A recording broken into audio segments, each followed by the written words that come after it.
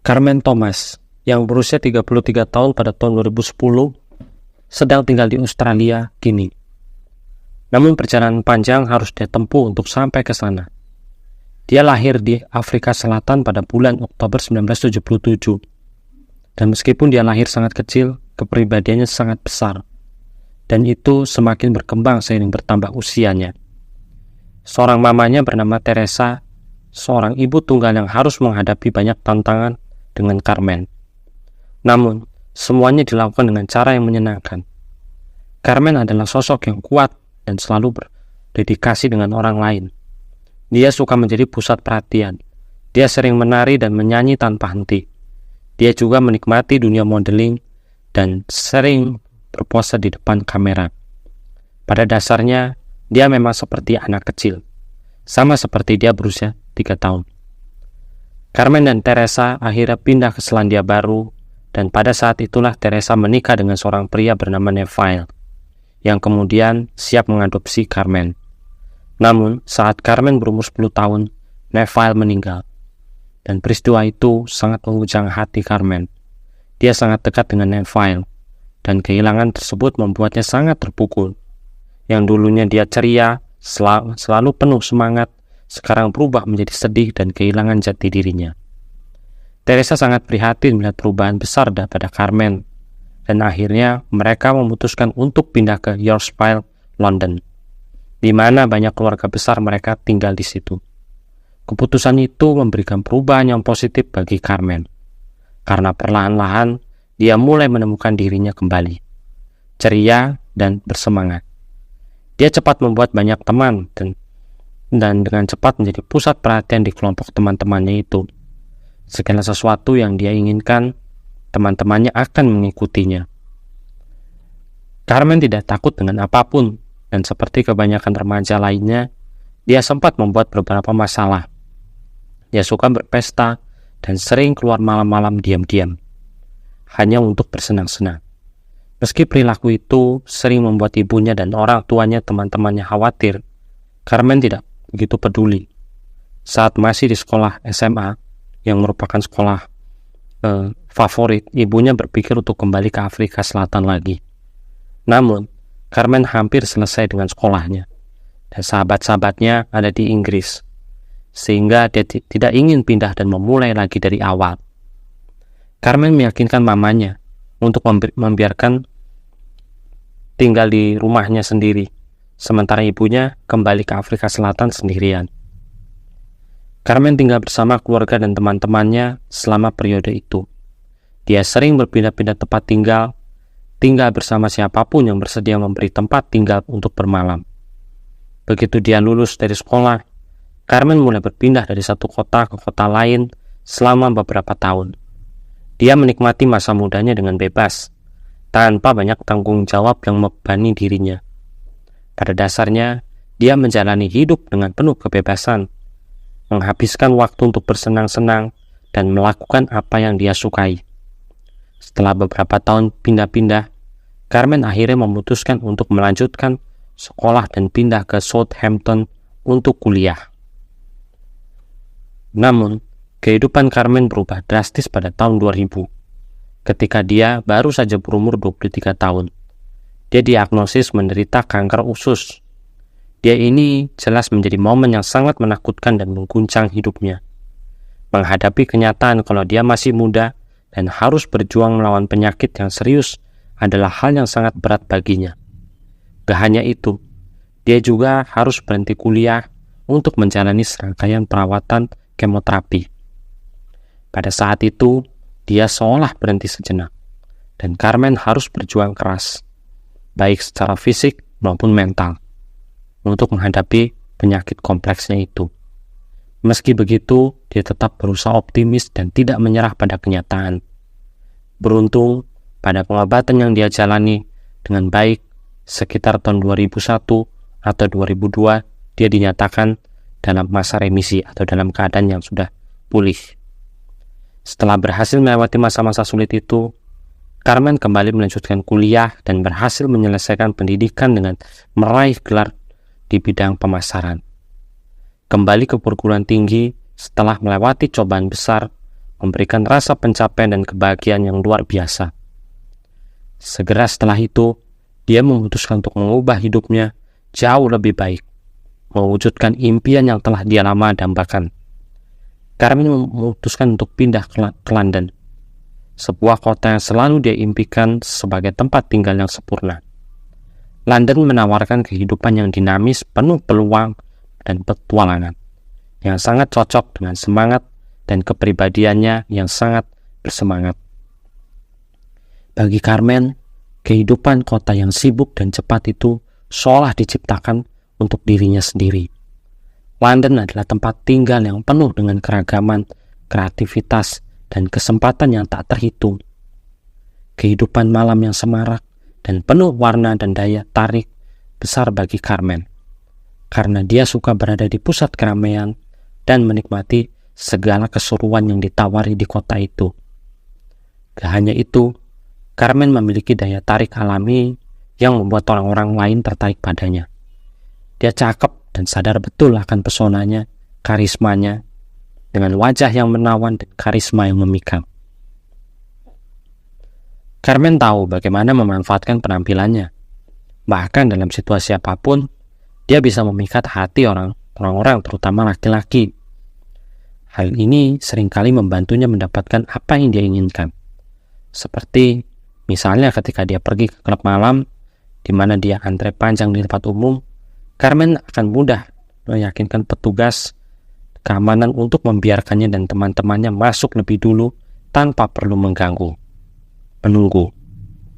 Setelah mereka masuk ke dalam, dia sering berhasil mendapatkan akses gratis ke area VIP Club. Dan gak jarang, mereka juga mendapatkan minuman gratis. Hal-hal seperti itu sudah menjadi hal yang luar biasa baginya, karena orang-orang alami tertarik padanya. Salah satu pria yang tertarik dia di klub malam itu bernama Brad Gigan, seorang insinyur asal Selandia Baru yang baru saja pindah ke Inggris sekitar tahun 2003.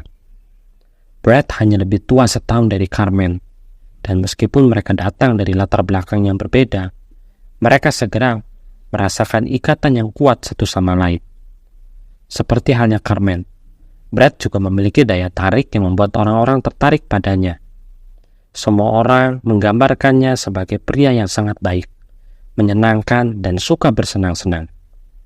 Karena itu, mereka berdua dengan cepat menjadi tertarik satu sama lain, seperti magnet yang tak terhindarkan. Carmen yang cakep dan Brad yang tampan akhirnya mulai berkencan, dan hubungan mereka berkembang sangat cepat. Bahkan dalam waktu hanya beberapa bulan, Carmen memutuskan untuk pindah ke sebuah apartemen di daerah Perth, di London bagian selatan, untuk tinggal bersama Brad. Namun meskipun hubungan mereka tampak bahagia pada awalnya, hubungan mereka sebenarnya terus-menerus mengalami pasang surut. Meski mereka merasa memiliki ikatan yang kuat, hubungan mereka seringkali berakhir dengan pertengkaran dan masalah yang tidak terselesaikan. Beberapa teman Carmen bahkan mengatakan kalau hubungan mereka sangat gak stabil, meskipun mereka tidak pernah menjalani alasan pasti di balik itu. Pada kenyataannya, Carmen dan Brad tampak selalu terburu-buru untuk menjalin hubungan yang sangat serius itu. Seringkali mereka bertengkar dan merasa seolah-olah mereka lebih cocok menjadi teman aja. Namun pada tahun 2004, Carmen mengetahui kalau dia hamil. Kabar itu sangat mengejutkan mereka berdua. Dan mereka menganggapnya sebagai peristiwa besar yang sudah waktunya untuk memperbaiki hubungan mereka. Mereka tahu kalau mereka harus membuat perubahan besar agar bisa menciptakan lingkungan yang lebih stabil bagi bayi yang akan lahir itu. Carmen tumbuh dalam keluarga yang dengan ibu tunggal. Sementara orang tua Brad bercerai saat dia masih muda, sehingga mereka berdua tahu betul bagaimana rasanya tumbuh dalam keluarga yang gak stabil. Karena itu, mereka bertekad untuk tidak membuat anak mereka merasakan hal yang sama dengan mereka di masa lalu. Pada bulan Maret 2005, Carmen melahirkan seorang putra yang mereka beri nama Jack.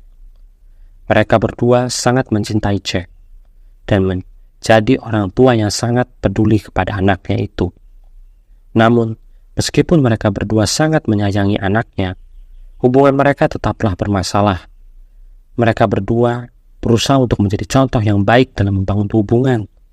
Tetapi, mereka menyadari kalau mereka hanya bisa melakukan jika mereka berpisah. Mereka terus-menerus bertengkar dan tidak ingin Jack tumbuh dengan melihat contoh cinta yang penuh pertengkaran. Akhirnya, mereka memutuskan lebih baik Jack dibesarkan oleh orang tua yang berpisah namun bahagia, daripada orang tua yang lengkap tapi bersama tetapi selalu bertengkar. Meski berpisah, Carmen dan Brad tetap komitmen untuk mengasuh Jack bersama-sama. Mereka berdua tahu betapa pentingnya bagi Jack memiliki kedua orang tua dalam hidupnya. Meski mereka tidak lagi bersama sebagai pasangan, keputusan itu untuk berpisah memberikan kedamaian yang sangat dibutuhkan dalam hidup mereka. Mereka berdua berhasil menjadi orang tua yang baik untuk Jack. Brad kemudian juga memutuskan untuk kembali ke Selandia Baru untuk bekerja. Dan Carmen sangat ingin Jack tetap dekat dengan bapaknya. Oleh karena itu, di tahun 2008, Carmen memutuskan untuk pindah ke Selandia Baru agar lebih dekat dengan Brad dan Jack. Mereka tinggal di daerah Auckland, dan untuk membuat semua lebih baik, Carmen dan Brad tinggal di lingkungan yang sama. Hanya sekitar setengah kilometer mereka terpisah. Ini memungkinkan Jack memiliki kedekatan dengan kedua orang tuanya. Kehidupan mereka pun semakin damai. Meskipun Brad mulai berkencan dengan seorang perempuan baru, tahun 2010, pasangan baru Brad itu hamil. Carmen merasa sangat senang. Dia berpikir kalau memiliki saudara kandung akan sangat baik bagi Jack. Carmen bahkan bertemu dengan pasangan baru Brad dan merasa senang dengan hubungan mereka. Keadaan mereka berdua menjadi contoh yang ideal dari bagaimana pasangan yang sudah berpisah dapat tetap menjaga hubungan baik, bahkan setelah bertemu dengan pasangan baru masing-masing. Namun, pada 29 Juni 2010, Carmen dan Brad bertemu untuk membicarakan masalah sekolah Jack. Semua berjalan lancar. Seperti biasa, mereka sangat kooperatif satu sama lain. Setelah itu, Jack pulang dengan Brad, kemudian giliran Brad mendapatkan hak asuh selama seminggu. Tapi, ketika tiba saat bagi Jack untuk kembali ke Carmen, Brad mencoba meneleponnya, tetapi Carmen tidak mengangkatnya. Bahkan ketika dia mengirimkan pesan teks, Carmen pun juga nggak merespon. Brad pergi ke apartemen Carmen untuk memeriksa, tetapi tidak ada di sana. Mobilnya pun juga tidak kelihatan. Brad mulai merasa khawatir dan bertanya-tanya kepada temannya, namun mereka juga tidak melihatnya. Tetangga-tetangganya juga tidak mengetahui keberadaannya. Rasa khawatir mulai tumbuh, dan pada tanggal 13 Juli, Brad memutuskan untuk menghubungi layanan 111, atau kalau di Amerika mungkin dikenal dengan 911 yang biasanya berlaku di Selandia Baru. Drew datang lagi untuk menjemput anaknya, tetapi Carmen tidak terlihat. Mereka tidak membuang waktu sama sekali dalam usaha mencari Carmen. Begitu mobil itu ditemukan, mereka mulai memeriksa dengan cermat. Mobil itu tampak berantakan, dan yang cukup mencurigakan, mereka menemukan sebuah koper yang penuh dengan pakaian di kursi belakang. Meskipun tidak ada yang terlalu aneh, penemuan koper tersebut tetap membingungkan. Mengingat Carmen jarang menyimpan koper di dalam mobilnya. Polisi juga menemukan beberapa barang lain di dalam mobil yang semakin menambah kebingungan. Di kompartemen sarung tangan dan ada 2 amplop. Salah satunya berisi catatan yang ditujukan kepada Carmen yang membicarakan tentang uangnya kepada seseorang. Sementara amplop lain ditujukan kepada saudara bernama Misty dan menuliskan kata terima kasih di bagian depan dengan uang tunai yang ada di dalamnya. Detektif mulai menanyakan kepada Brad mengenai barang-barang itu, terutama siapa sebenarnya Misty itu. mengapa Carmen berutang pada seseorang. Brad menjelaskan kalau Carmen dulu bekerja di sebuah klub malam di Auckland Timur sebagai pendamping. Meskipun dia merasa Carmen telah berhenti melakukannya, setelah Brad mengingat kalau pekerjaan itu jelek bagi mereka dan putra mereka. Brad juga mengatakan kalau Misty adalah salah satu nama yang biasa digunakan Carmen. Manajer klub tempat Carmen bekerja juga mengonfirmasi kalau banyak klien yang mengenal Carmen dengan nama Misty. Dari sini, para detektif mulai memiliki gambaran yang lebih jelas mengenai apa yang mungkin terjadi. Bekerja sebagai pendamping bisa berbahaya dan mereka menduga kalau Carmen mungkin telah mengalami masalah besar dengan salah satu kliennya. Meski ini bukan hal yang jarang terjadi. Catatan yang ditemukan di dalam mobil Carmen juga semakin memperkuat dugaan itu. Namun, tentu saja mereka belum bisa memastikan kalau hal itu sepenuhnya hingga mereka menemukan badan Carmen. Mereka mulai menelusuri area tempat mobil Carmen ditemukan. Bertanya kepada warga sekitar, tetapi tidak ada yang mengaku melihat sesuatu yang mencurigakan atau aneh itu. Polisi akhirnya memutuskan untuk mengalihkan perhatian mereka ke apartemen Carmen, berharap itu bisa memberikan petunjuk yang lebih lanjut mengenai kemana dia pergi dan siapa yang terlibat di dalamnya. Awalnya, semua di apartemen terlihat biasa saja, kecuali kenyataan kalau tempat sampah luar hilang. Namun setelah penyelidik semakin teliti, mereka mulai menemukan hal-hal yang mencurigakan. Barang pribadi Carmen seperti kunci, dompet, dan HP hilang. Namun itu bukan penemuan yang paling mengganggu. Para penyelidik menemukan noda darah yang tersebar di berbagai tempat di apartemen. Gak ada yang aneh di ruang tamu, tapi di kamar mandi terdapat bercak darah yang ditemukan di wastafel dan lantai. Pola percikan darah di kamar mandi sangat aneh, seperti ada seseorang yang memegang benda berdarah di bawah air yang mengalir, yang kemudian membuat darah menyembur ke dinding. Mereka juga menemukan darah di bagian bawah mesin cuci dapur. Tetapi tetesan darah itu tetap tersebut sangat kecil dan halus. Dan para ahli forensik menyatakan kalau ini menunjukkan sesuatu yang telah dipukul dengan kuat, sehingga darah bisa menyemprot keluar. Selain itu, tetesan darah ditemukan di pintu terletak di dekat dapur. Beberapa hari setelah menghilang, hasil tes forensik mulai datang. Penyelidik menemukan bahwa darah yang ditemukan di apartemen Carmen benar-benar miliknya. Namun, mereka masih belum bisa mengetahui asal zat berminyak yang ditemukan di lantai dapur. Mereka mencoba mencocokkan zat itu dengan berbagai sampel dalam sistem mereka. Namun, gak ada yang cocok. Selain itu, mereka menemukan darah Carmen juga ada di dalam mobil dan koper ditemukan di dalam mobil. Catatan yang ditemukan di dalam mobil juga diuji kecocokan DNA itu. DNA Carmen ditemukan di kedua catatan yang ada. Tetapi, ada juga DNA orang yang tidak dikenal. Namun bukti yang ada tidak cukup bagi laboratorium untuk mengetahui siapa tersebut. Tampaknya orang-orang ini sangat berhati-hati dan sengaja meninggalkan petunjuk. Bahkan mungkin menggunakan sarung tangan saat menulis catatan itu. Meskipun begitu, bukti yang ditemukan cukup untuk membuat polisi menganggap hilangnya Carmen sebagai kasus misterius.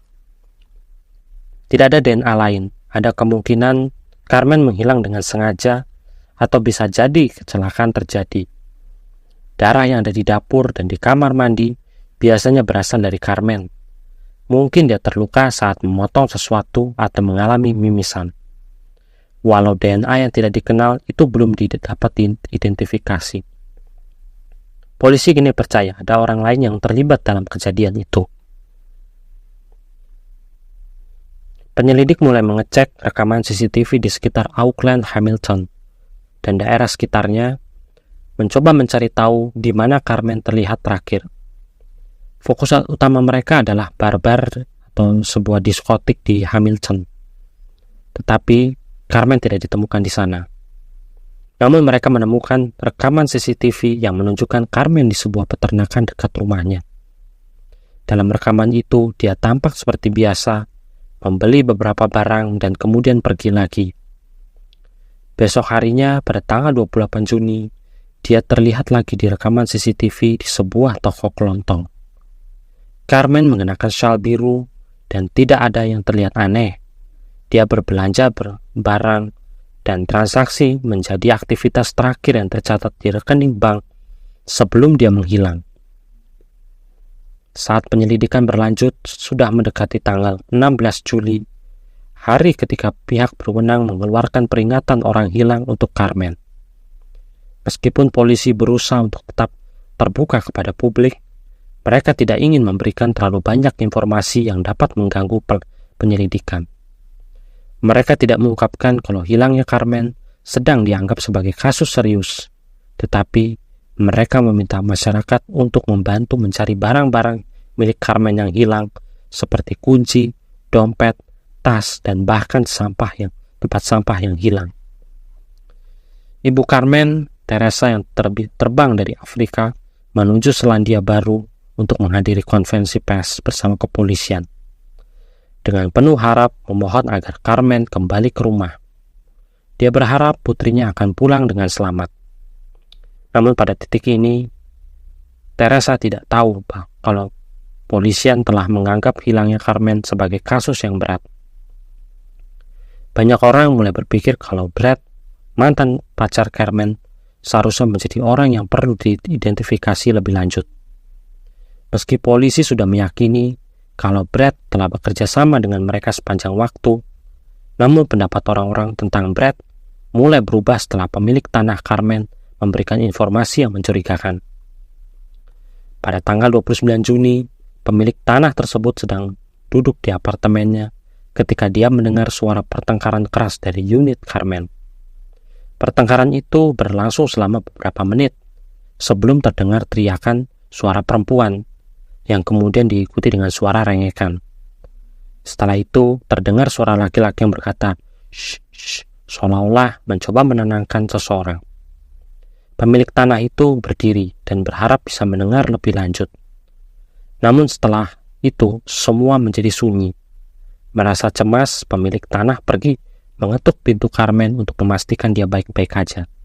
Tetapi tidak ada jawaban dari dalam balik pintu itu.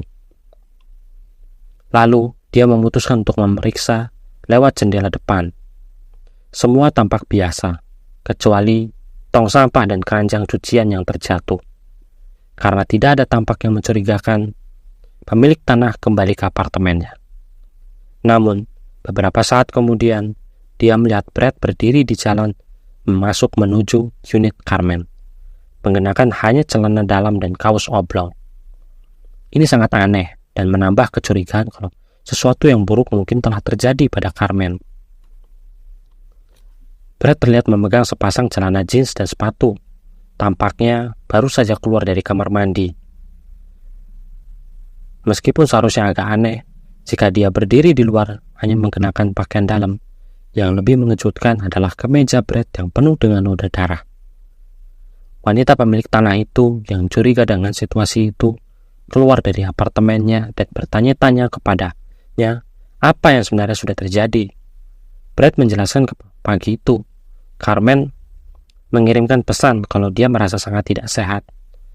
Meski sudah lama sembuh dari kanker, terkadang Carmen masih mengalami masa-masa ketika rasa sakit datang begitu hebat. Dan dia mulai merasa ini adalah salah satunya. Wanita pemilik tanah itu kembali ke apartemennya. Namun, perasaan curiganya belum hilang.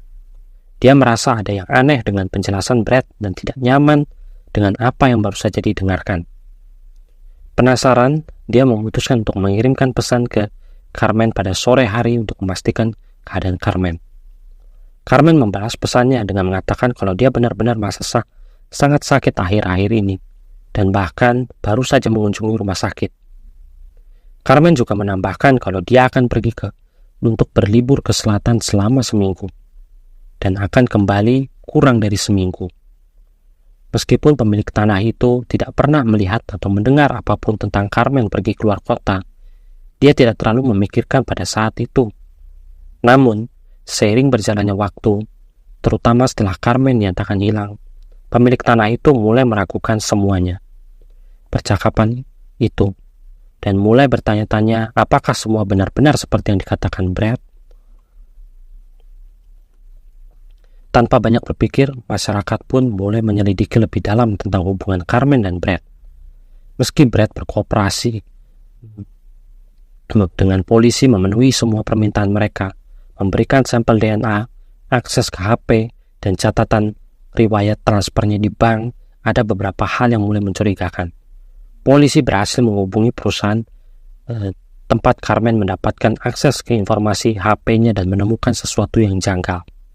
Ternyata, mulai akhir Juni, telepon Carmen dan Brad sering terdeteksi berada sangat dekat satu sama lain. Hampir seolah-olah keduanya berada di ruang yang sama. Namun sebelum itu, pada awal Juni, meskipun mereka berdua sering berkomunikasi melalui SMS, tidak ada tanda-tanda mereka selalu berada di tempat yang sama. Hal itu menjadi lebih mencurigakan setelah mereka menyadari kalau Carmen mulai mengurangi frekuensi berkomunikasi. Dari banyak pesan per hari menjadi hanya beberapa pesan dalam seminggu. Selain itu, pola pesan Carmen mulai berubah. Dia mulai menggunakan singkatan dan mengeja kata-kata dengan cara yang gak biasa. Sebelumnya, Carmen sangat memperhatikan cara penulisannya. Namun, setelah beberapa waktu, dia mulai menggunakan singkatan yang tidak biasa. Misalnya, dia menulis hand dari kata honey, dari kata hospital, yang sangat tidak lazim baginya. Perubahan itu membuat teman-temannya semakin yakin ada yang gak beres. Lalu pada pertengahan Agustus, polisi merasa cukup yakin dengan bukti yang mereka miliki dan mulai membuat pernyataan ke masyarakat tentang hilangnya Carmen.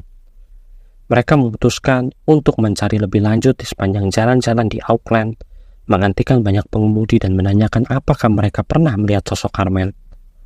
Namun, meskipun mereka melakukan pencarian besar-besaran, gak ada informasi baru yang muncul, dan kasus itu tetap membingungkan. Hingga akhirnya mereka menemukan rekaman CCTV yang menunjukkan Brad di sebuah toko pada tanggal 28 Juni. Perilaku Brad dalam rekaman itu tampak sangat aneh.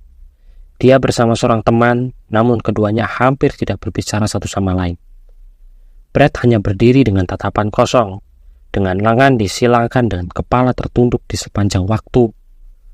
Pembelian yang juga tampak mencurigakan, karena dia membeli kantong sampah dan perlengkapan pembersih. Barang-barang yang tidak biasa dibeli untuk seseorang yang baru saja mengunjungi toko. Ini semakin menambah kecurigaan kalau ada sesuatu yang sangat gak beres dalam situasi itu.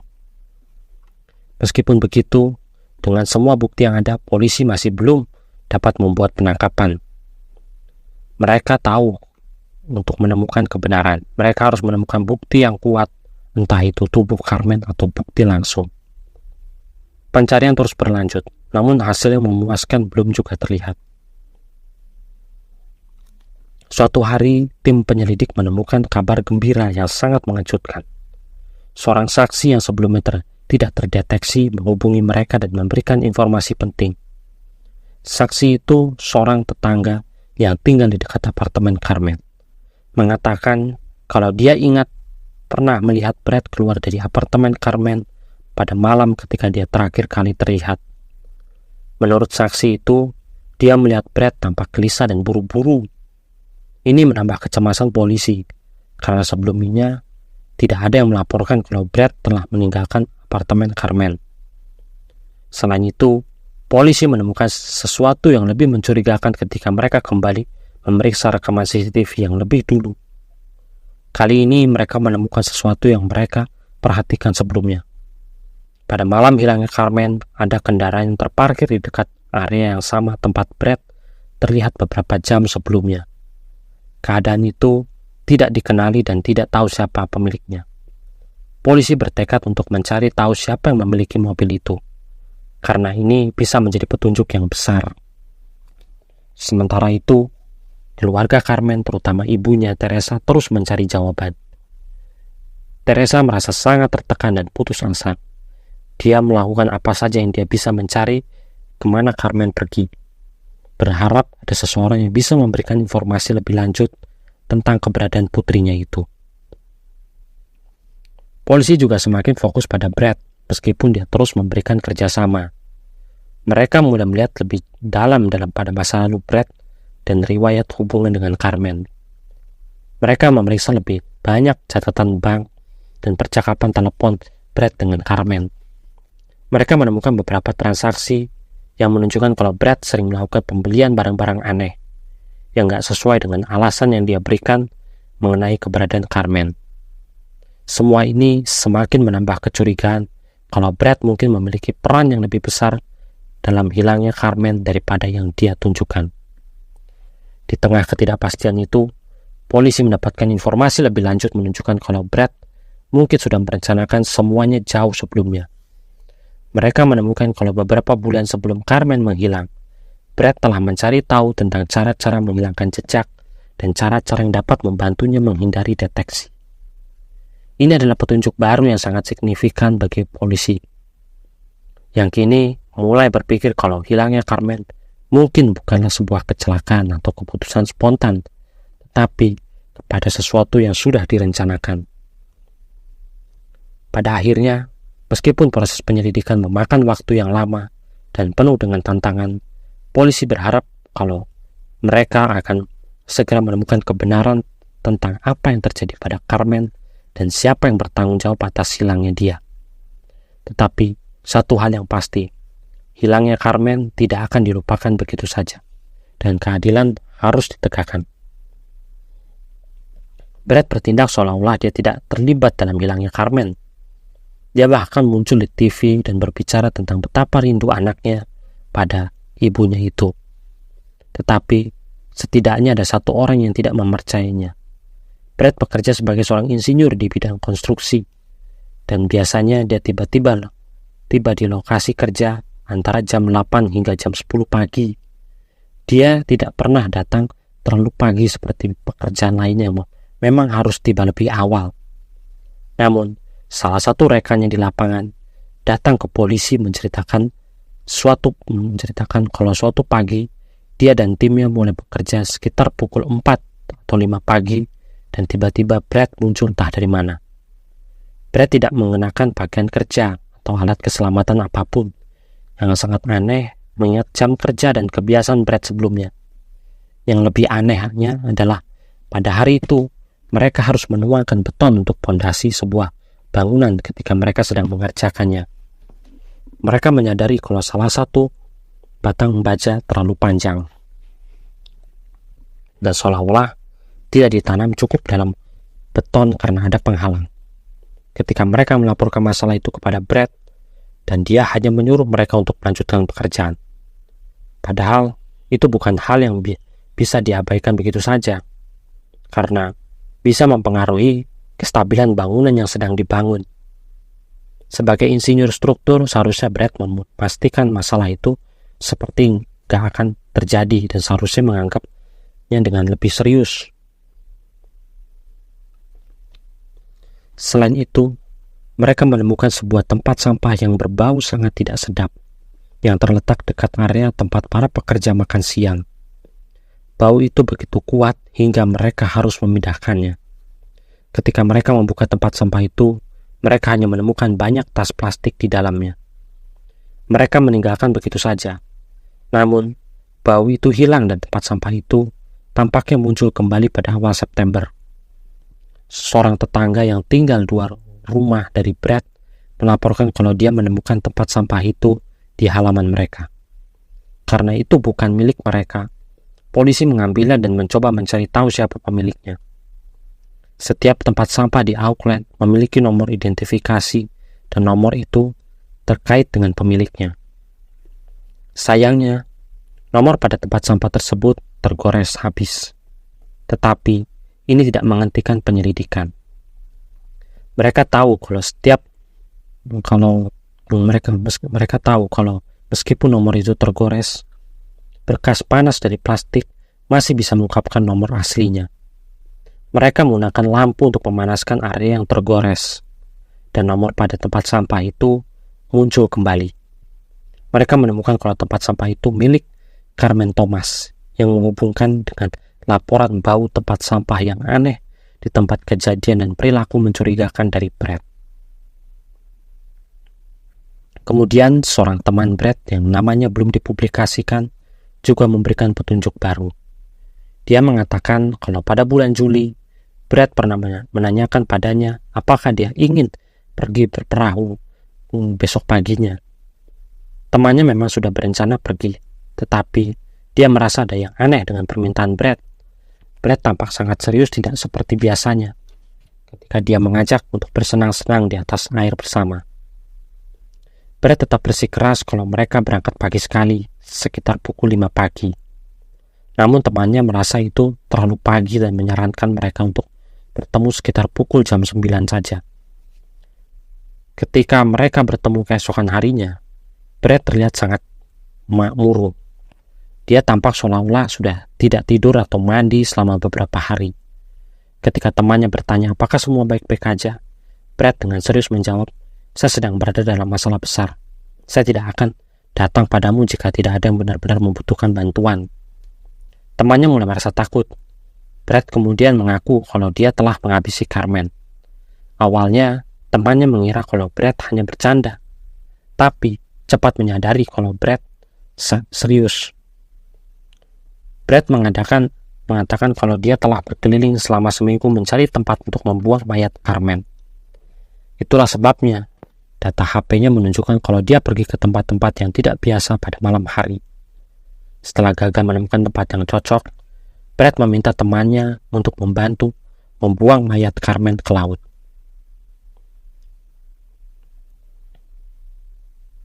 Brad membuka bagasi mobilnya dan menunjukkan beberapa tong plastik yang berisi beton.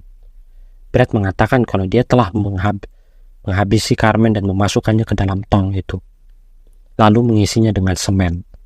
Dia berencana untuk membawa tong-tong itu ke laut dan membuangnya di sana. Temannya mulai panik, terutama karena Marina begitu sibuk dan kemungkinan orang lain akan melihat mereka. Temannya meminta Brad untuk mengemudi sebentar agar mereka bisa bicara lebih pribadi, dan Brad setuju.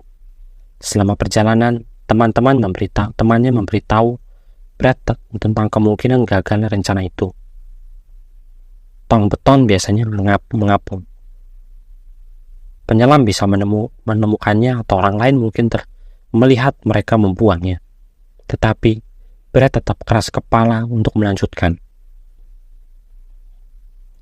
Mereka kembali ke Marina, memuat tong ke dalam kapal, dan menuju ke perairan. Namun, temannya merasa tidak ingin terlibat lebih jauh dan berkata kalau dia tidak mau terlibat dalam hal itu. Mereka membalikkan kapal dan kembali ke dermaga. Setelah situasi di Marina lebih tenang, mereka memuat tong ke mobil Brad. Brad kemudian memberikan HP pembakar dan memberi tahu temannya agar hanya berkomunikasi lewat HP itu. Setelah itu, Brad pergi. Namun malam itu, dia kembali menelpon temannya melalui HP pembakar. Masih berusaha meyakinkan temannya untuk membantu membuang mayat Carmen, namun temannya tetap menolak. Beberapa hari setelah itu, temannya pergi berlibur. Ketika dia kembali, dia bergaul dengan Brad lagi. Meski tidak ada yang tahu mengapa, kali ini Brad tidak membahas Carmen sama sekali. Meskipun semua orang di Selandia sudah tahu tentang hilangnya Carmen, Brad mengatakan kalau polisi bertanya, temannya harus mengatakan kalau mereka hanya pergi memancing hari itu. Sungguh aneh, karena temannya tahu kebenarannya tetapi malah tidak langsung melapor ke polisi. Bahkan ketika ada orang lain menolak membantu Brad, mereka tetap tidak menghubungi pihak berwajib. Brad bahkan mendekati teman lainnya dan mengaku kalau dia menghabisi Carmen dan meminta bantuan untuk mengubur badannya, tapi temannya itu juga menolak. Pada 21 September 2010, setelah penyelidikan panjang, akhirnya Brad ditangkap meskipun tubuh Carmen belum ditemukan. Penangkapan ini mengejutkan beberapa orang, namun tidak semua karena banyak yang sudah mendengar cerita dari Brad. Setelah penangkapannya, Polisi menyelidiki rumah Brad dan menemukan tanda terima yang menunjukkan kalau dia membeli barang-barang yang digunakan untuk membersihkan dan menutup perbuatannya. Mereka juga menemukan kalau Brad memiliki 2 HP yang membantu mereka menyusun garis waktu penghabisan Carmen dan kapan dia membuang badannya Carmen serta mobil Carmen. Polisi juga menemukan kalau Brad telah mengganti karpet mobilnya, dan ketika mereka memeriksa bagian belakang mobilnya, mereka menemukan jejak darah yang mengarah ke tempat sampah yang pernah digunakan oleh Carmen. Polisi menemukan kalau darah itu adalah milik Carmen. Kini sudah jelas kalau Brad menghabisi Carmen, membuang badannya dan berusaha menutupi jejaknya. Meskipun dia tidak menyadari kalau banyak orang sudah mengetahui apa yang sudah terjadi. Dan gak luput juga polisi menemukan sebuah amplop yang bertuliskan thank you, yang membuat polisi menyelidiki ini tulisan apa. Lalu Brad pun disidangkan pada 27 September 2010. Dan di situ Brad juga mendatangkan pengacara, dan pengacara mengungkapkan kalau lokasi di mana tubuh Carmen bisa ditemukan. Meski demikian, Brad terus mengakui kalau dirinya nggak bersalah. Sebuah hal yang agak membingungkan karena bagaimana mungkin seseorang bisa mengaku tidak bersalah tapi tahu persis di mana tubuh Carmen berada. Itulah yang terjadi pada Brad. Dia tidak memberitahu penjelasan bagaimana dia bisa tahu lokasi tubuh Carmen atau mencoba menyalahkan orang lain. Alih-alih dia hanya memberikan tahu pihak berwenang tentang lokasi tersebut. Namun para penyelidik menuju ke daerah hutan di Auckland Barat yang disebut dengan Wary Rangers. Sampai di sana mereka langsung tahu di mana Carmen dikubur. Ada beberapa lubang kuburan dangkal di lokasi sampah besar berisi tubuh Carmen. Sementara tempat sampah lebih kecil berisi bagian-bagian tubuh yang telah dipotong dan juga kepala. Setelah tempat sampah itu telah diisi dengan beton, ketika mobil jenazah tiba untuk memindahkan mayat Carmen, orang-orang yang ada di sana berdiri dengan kepala tertunduk sebagai bentuk penghormatan. Setelah itu, tubuh Carmen dibawa ke pemeriksaan medis untuk melakukan otopsi. Hasilnya cukup untuk mendakwa Brad dengan penghabisan, serta dengan menghalangi penyelidikan karena Brad berusaha menghapus jejak kejahatannya dengan membuang tubuh Carmen, meminta temannya untuk berbohong kepada polisi, dan berusaha menghilangkan bukti. Pada Mei 2011, Brad masih mendekam di penjara. Meski tetap bersikukuh kalau dirinya tidak bersalah, namun 2 bulan setelahnya, pada bulan Juli, hasil otopsi Carmen akhirnya dirilis. Pemeriksaan medis mengonfirmasikan kalau Carmen meninggal akibat pukulan benda tumpul yang mengenai kepala sebanyak 8 kali. Lalu, pada November 2011, polisi akhirnya mendapatkan jawaban mengenai alasan dibalik perbuatan Brad. Dia mengubah pernyataan tidak bersalah dan mengaku bersalah. Brad mengakui kalau dia menghabisi Carmen dan dia memberikan penjelasan tentang apa yang sudah terjadi. Menurut Brad, pada tanggal 29 Juni 2010 lalu, dia datang ke apartemen Carmen untuk membicarakan masalah yang dihadapi Jack di sekolah. Carmen mengatakan kalau Jack sering dibully dan perlu dipindahkan ke sekolah lain. Namun, Brad merasa hal itu tidak perlu dilakukan. Brad menghubungi guru Jack dan mendapatkan informasi kalau dia tidak salah. Tetapi, Carmen tetap pendiriannya dan bersikeras kalau Jack harus dipindahkan. Brad merasa kalau Carmen bereaksi berlebihan terhadap sesuatu yang tidak terlalu penting dan merasa tidak setuju jika ada perubahan yang besar yang dilakukannya. Tidak ada dari keduanya yang mau mengalah, dan perdebatan itu kian memanas. Pada akhirnya, selama perdebatan itu, Carmen mengatakan kepada Brad kalau pendapatnya tidak berarti apa-apa karena dia bukan ayah Jack. Ketika Jack mendengar itu, dia sangat terkejut. Dia lalu mengambil tongkat milik Jack yang tergeletak di lantai dan mulai memukul tongkat itu berulang kali ke kepala Carmen. Ketika dia mulai menyadari Carmen sudah tak bernyawa, dia panik dan mulai berusaha menutupi perbuatannya. Namun ada banyak bagian yang tidak sesuai dengan dalam cerita Brad. Apa yang sebenarnya terjadi? Kami tahu kalau jauh sebelum Carmen meninggal, Brad sudah mencari informasi tentang penghabisan di internet. Apakah Brad benar-benar tersentak begitu saja? Atau adakah yang dia merencanakan semua itu sejak awal? Apakah cerita yang dia buat hanya untuk menghindari tuduhan menghabisi secara berencana? Sayangnya kami tidak pernah tahu apa yang pasti, kecuali Brad mengungkapkan lebih banyak informasi di masa depan. Lalu, pada tanggal 13 Juli, Brad membeli perlengkapan pembersih dan membersihkan apartemen Carmen dan meminta bantuan teman-temannya untuk membuang mayat Carmen. Dan dia mengemas dalam koper, meletakkan di mobil dan mencoba membuatnya terlihat seperti sedang berpergian. Kemudian dia membuang Carmen di Hamilton dan mengubur tubuhnya di hutan. Setelah itu dia melaporkan kalau Carmen menghilang. Pada 13 Juli, setelah merasa yakin kalau semua bukti menghubungkan dengan kematian Carmen sudah dia hilangkan, Brad masih mengirim pesan dari HP Carmen kepada teman-teman dan keluarga mereka, berpura-pura seolah-olah Carmen masih hidup. Brad juga mengirimkan pesan kepada Carmen beberapa kali mengatakan hal seperti, "Di mana kamu? Tolong telepon Jack," dan dia ingin bicara denganmu. Atau ingin mengonfirmasi, "Hari Minggu semoga kamu lebih baik." Pada titik ini kami jelas tahu kalau Brad tahu persis di mana Carmen berada. Tetapi dia berusaha menutupi jejak dan mencoba membuat orang lain berpikir kalau Carmen masih hidup.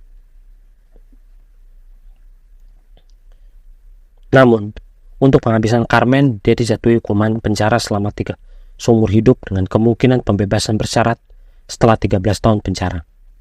Banyak orang terkejut dengan putusan ini karena Brad menghabisi seseorang, tetapi dia masih bisa bebas selama 13 tahun.